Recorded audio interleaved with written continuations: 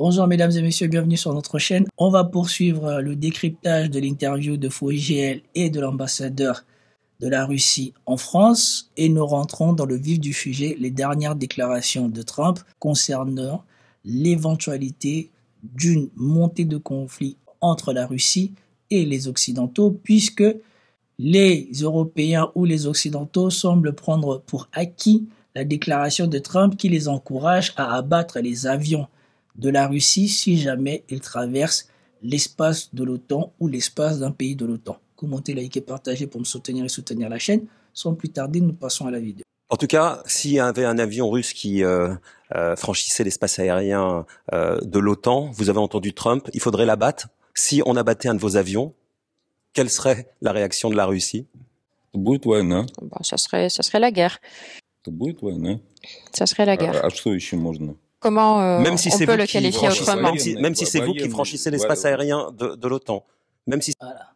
Il pensait qu'il allait revenir sur ses paroles, comme Emmanuel Macron qui dit que soi-disant ils doivent réagir en cas d'incursion des Russes dans leur territoire, mais on ne doit pas tuer. Si vous abattez nos avions, ça sera la guerre.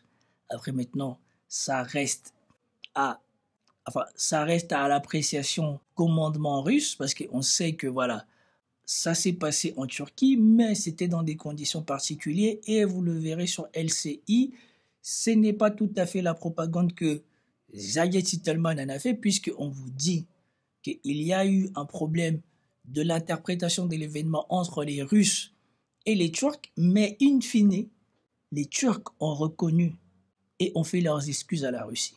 C'est vous qui franchissez l'espace aérien de l'OTAN. Si on abat un de vos avions, c'est la guerre. Voilà,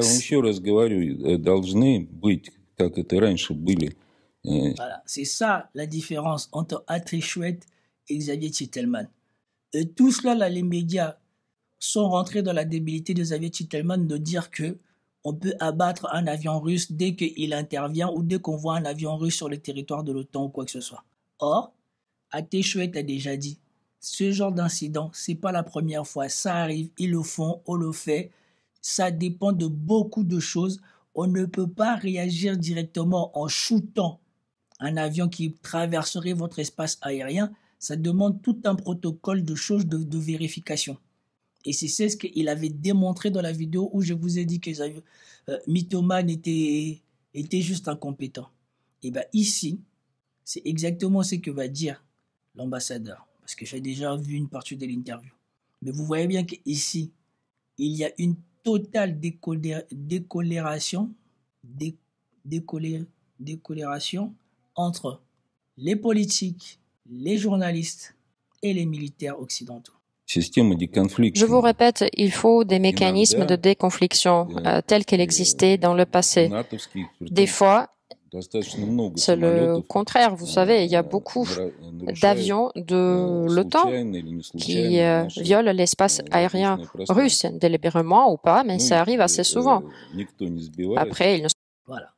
Et dans l'autre sens, on n'en fait pas un fromage. Hein. Et dans l'autre sens, quand c'est eux qui sont pris la main dans le sac, ils n'hésitent pas à dire qu'ils sont dans leur bon droit. Ils sont dans l'espace aérien international, que ce n'est pas très grave. Mais dans l'autre sens, ces médias, eux, ne vivent plus que pour une escalade de la situation. On va abattre un avion russe. Abattez un avion russe. Là, on vous a dit qu'est-ce que ça sera. Bon, ça reste qu'un ambassadeur. Mais il vous a dit comment son pays va considérer la chose. Ils ne sont pas abattus. Hein.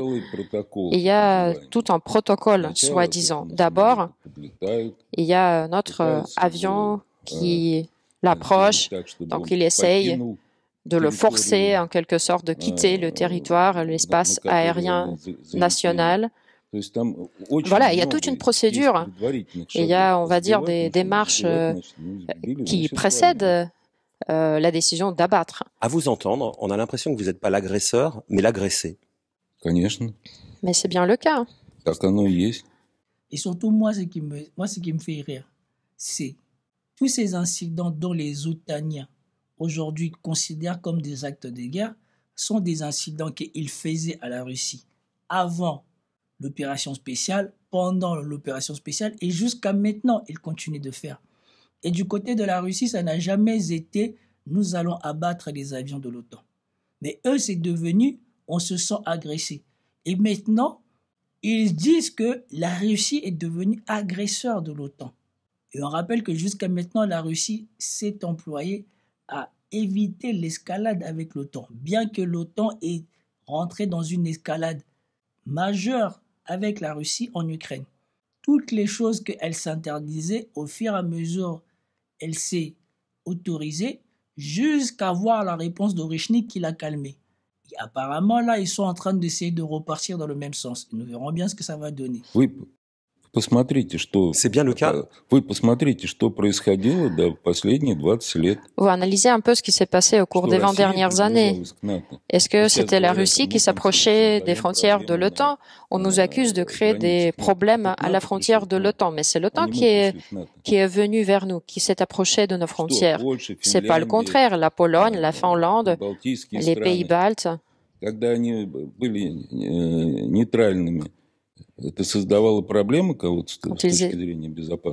Ils étaient neutres, alors ça crée des problèmes de sécurité. On leur rappelle la réalité des choses. Quand ces pays-là, ils étaient neutres, la Russie était la Russie. Et maintenant, ces pays-là sont dans l'OTAN, sont armés par l'OTAN. L'OTAN est contre la Russie et c'est eux qui disent qu'on est agressé. C'est l'OTAN qui est venu s'installer aux portes de la Russie, mais c'est l'OTAN qui se sont agressés. Quand ces pays-là, comme je vous les avais montré la dernière fois dans une carte, quand ces pays-là étaient aux frontières de l'OTAN avec ses membres européens d'avant, les pays baltes et la Russie, ces pays-là constituaient un intermédiaire entre l'OTAN et la Russie. Et donc, ils étaient neutres et ça permettait une fluidité sans que la Russie ne se sente menacée par l'OTAN. Eux, ils ont poussé l'OTAN jusqu'aux frontières de la Russie et maintenant, c'est eux qui pleurent qu'ils se sentent menacés. Pendant longtemps, Emmanuel Macron a été un interlocuteur de Vladimir Poutine. Il semble plus l'être. Ça, c'est quoi ce mensonge? Ça, c'est quoi ce mensonge? Pendant quel longtemps? Macron, il a perdu toute crédibilité dès le début de ce conflit, quand il a diffusé la conversation secrète qu'il avait, ou la conversation diplomatique qu'il avait avec Vladimir Poutine. Macron, il a perdu depuis là. Et souvenez-vous comment ils étaient contents la dernière fois. Le Kremlin avait accepté de le prendre au téléphone. Souvenez-vous comment ils étaient contents. Même sur les plateaux de LCI, ça fait embrouille entre Sergueï et d'autres diplomates français qui étaient contents que son pays puisse renouer des liens diplomatiques avec la Russie. C'est quoi aujourd'hui la France pour la Russie? Un adversaire? Le président Poutine a dit récemment que nous n'avons pas d'États inamicaux, nous avons des gouvernements inamicaux. Et aujourd'hui, malheureusement, le gouvernement français mène une politique inamicale à l'égard de la Russie. C'est la situation telle qu'elle est. Là, c'est vraie réponse de diplomate. Vraie réponse de diplomate. Nous n'avons pas de problème avec la France.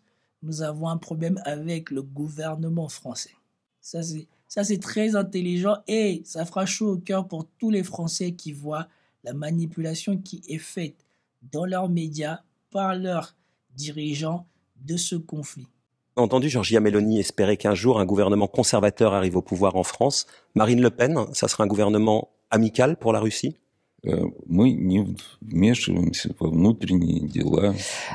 La Russie ne s'engère pas dans les affaires intérieures d'autres États. Hey, ici, Fogel, il est venu tendre le bâton pour se faire battre. Il est venu tendre le bâton pour se faire battre. Il pose des questions qui impliqueraient une ingérence de la Russie dans les affaires internes françaises et on lui répond de la plus bonne des manières. C'est pas à la Russie de choisir qui sera le président ou la présidente de la France. C'est pas son problème. Et la Russie n'a pas d'inamitié avec les gouvernements français. La Russie a une politique d'amitié avec tout le monde. Si les gens ne veulent pas être leurs amis, c'est leur problème.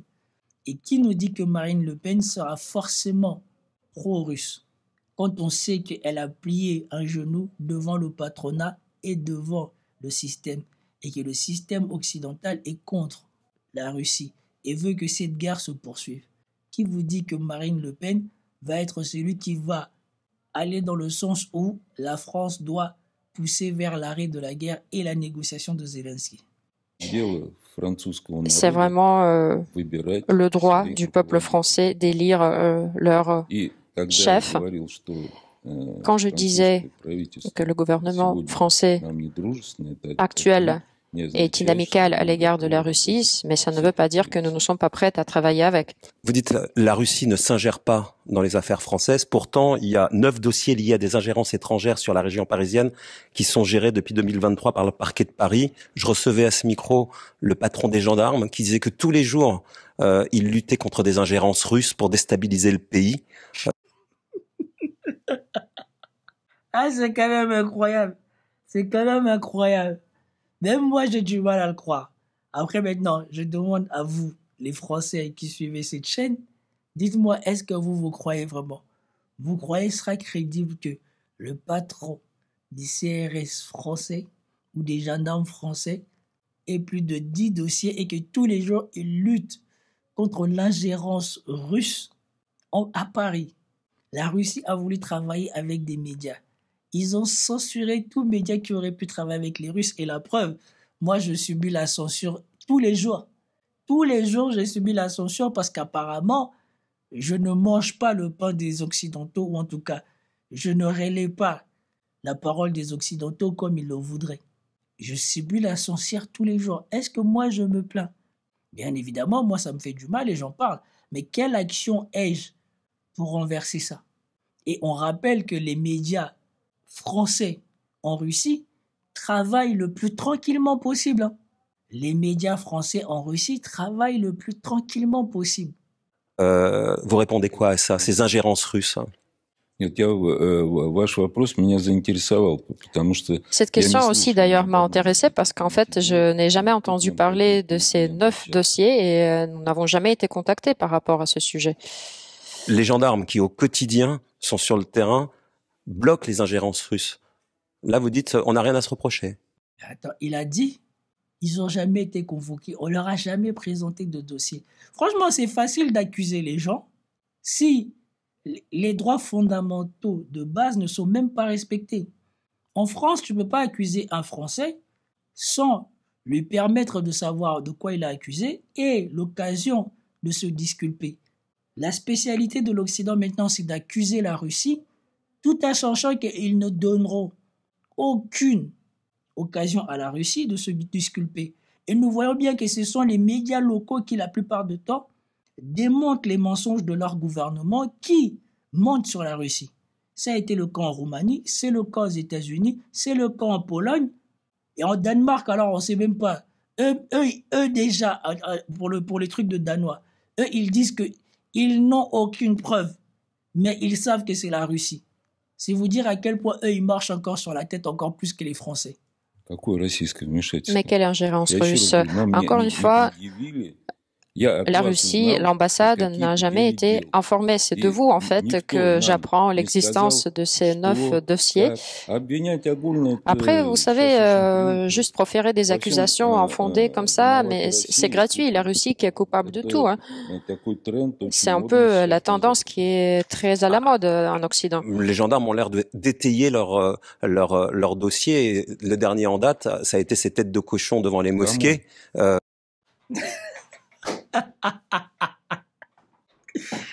Hey, donc avec tout ce qui se passe en France, un pays où les musulmans, en plus un pays blanc, où les musulmans vivent le plus tranquillement du monde, n'a que ça à faire de venir en France pour essayer de monter les musulmans.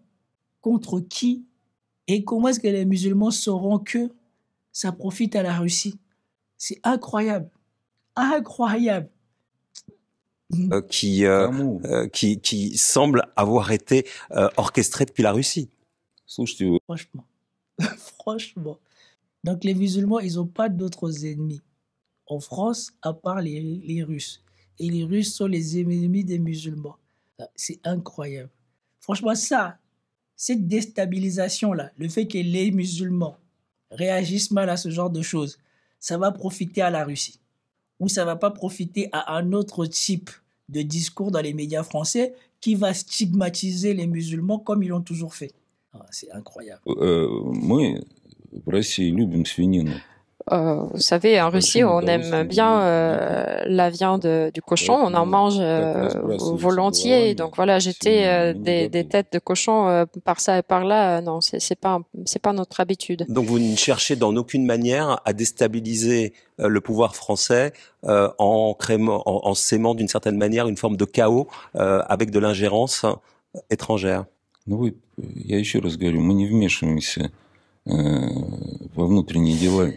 Non, ce n'est pas notre façon de faire. La Russie ne s'en gère pas dans les affaires intérieures de quelque État qu'elle soit, contrairement encore une fois à la politique occidentale, au chaos. Bon, c'est à vous de répondre pourquoi le chaos règne en France aujourd'hui. Mais c'est pas la trace russe, je vous assure. Pour terminer, le chercheur français Laurent Vinatier est poursuivi pour espionnage à Moscou.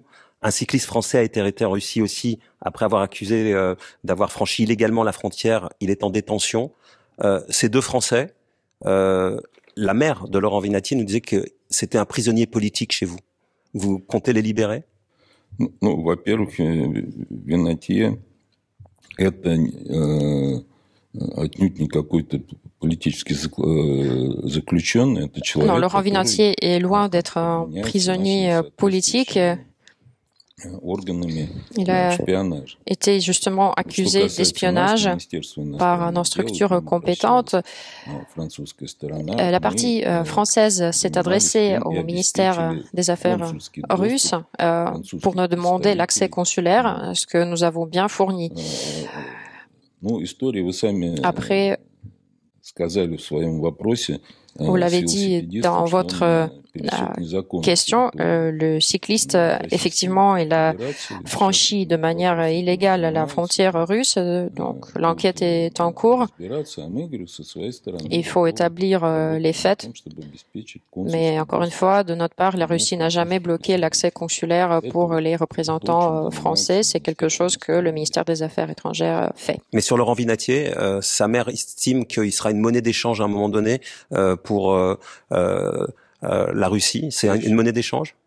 Я еще раз говорю, что по нему занимаются судебные органы. Oui, je le répète, le dossier de Laurent Vinatier, c'est le système judiciaire qui s'en occupe. Le ministère des Affaires étrangères n'a rien à voir. De notre part, nous avons assuré cet accès consulaire, c'est tout, ça s'arrête là. Et d'ailleurs, il y a des problèmes similaires avec les Russes qui sont détenus en France, comme par exemple en citoyen russe, notre joueur de basketball, Kasatkin. Il a demandé une seule chose, avoir accès à la salle de sport en prison. Vous comprenez ce que ça veut dire pour un sportif ne pas pouvoir utiliser la salle de sport, mais ce droit lui a été refusé. Mais oui. Voilà. On se plaint du traitement que les Français reçoivent. On veut faire des Français des victimes, mais on vous dit que voilà, il y a des Russes qui sont emprisonnés en France, qui sont des sportifs reconnus et à qui on ne donne même pas le droit d'avoir accès à la salle de sport. Là, ça ne choque personne. En tout cas, c'était pas important ce dernier point. Je voulais voir quelle était la réponse de l'ambassadeur et de comment il allait emmener ça. Et ici, il vous fait bien voir que voilà, ces gens-là se plaignent de ce qu'ils font aux autres, mais veulent se faire passer eux pour des victimes et les autres pour des méchants. En tout cas, ça y est, j'ai fini cette vidéo. Ça fait l'objet de 4 vidéos. Je ne sais même pas lesquelles je veux pouvoir diffuser ou pas. Je les diffuserai peut-être tous. En tout cas, je vous souhaite une bonne journée à tous. Peace out.